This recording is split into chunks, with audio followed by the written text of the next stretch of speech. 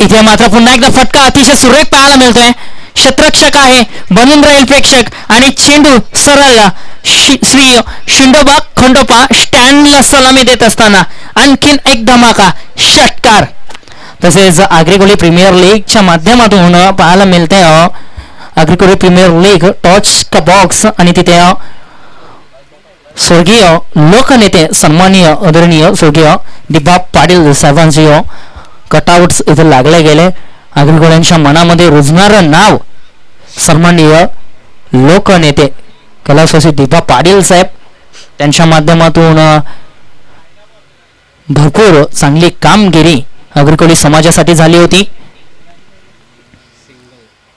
एक सिंगल येथे रिव्हर्सच्या माध्यमातून पंकजच्या बॅट मधून एक सिंगल धावफलक जाऊन पोहोचलाय 45 या आकड्यावरती. अजूनही या षटकातील चेंडूंचा खेळ शिल्लक आहेत 2. येणारे 2 चेंडू अजूनही शिल्लक आहेत. निशान पुन्हा एकदा सज्ज. इथे मात्र स्टँड अँड डिलिव्हर अतिशय सुरेख फटका पंकजच्या बॅट मधून आणखीन एक धमाका. चेंडूला पाठवून दिलाय मिड विकेट पट्ट्या बाहेर 6 धावांसाठी धावफलक तपन 51 या आकड्यावरती. तर वैयक्तिक पंकज गोंधळे खेळतोय. 49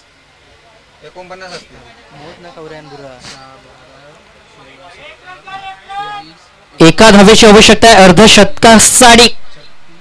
इथे मात्र सन्मान दिला या चेंडूला आणि कंप्लीट केल्या जात आहेत तब्बल या 2 धावा. आणि या संपूर्ण स्पर्धेतील आग्रिकोली प्रीमियर लीग 2024 मधील पहिलं अर्धशतक फलंदाज पंकज गोंधळेच्या नावावरती. टीम आग्री एव्हेंजर संघातून खेळत असताना दमदार बॅटिंग पंकज गोंधळेच्या बॅट मधून या वैयक्तिक 50 धावा कुठल्या गेला. बॅट आपण वरती करायची आहे. जबरदस्त खेळ.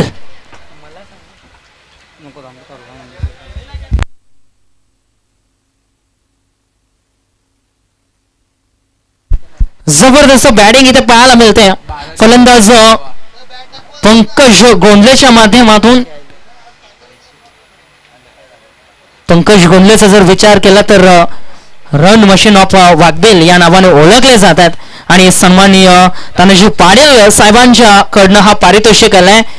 पंकज गोंधळे या फलंदाजाकरिता ज्या 50 धावा त्यांनी इथे कंप्लीट केल्या आणि त्यासाठी रोख रक्कम 500 रुपयाचं पारितोषिक इथे दिले गेले आदरणीय सन्माननीय तानाजी पाटील साहेबांकडनं.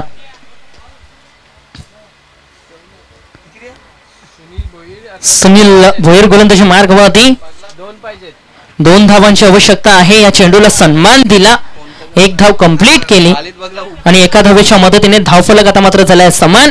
अजूनही आवश्यकता आहे एका धावेची. एका धावेची आवश्यकता आहे. गोलंदाजी मार्गवरती गोलंदाज सुनील भोईर. इथे मात्र सुरेख चेंडू. धाव घेण्याचा प्रयत्न मात्र केला जात नाही. एका धावेची आवश्यकता आहे टीमला. जितूच्या माध्यमातून एखादा मोठा फटका पाहायला भेटेल का. इथे मात्र या चेंडूला पुन्हा एकदा थांबवलं गेलंय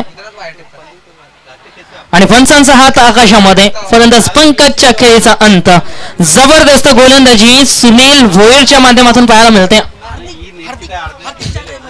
मैदानाच्या आतमध्ये आता मात्र मोगरपाडा गावातील हार्दिक पांड्या म्हणून ओळखला जाणारा फलंदाज मैदानाच्या आतमध्ये अमन पाटील.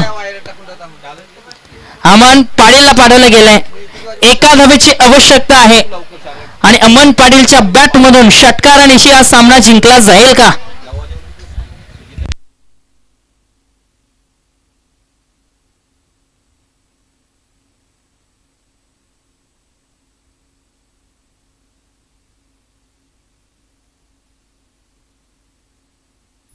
एका धावेची आवश्यकता आहे आणि अमनच्या बॅट मधून षटकार येईल का.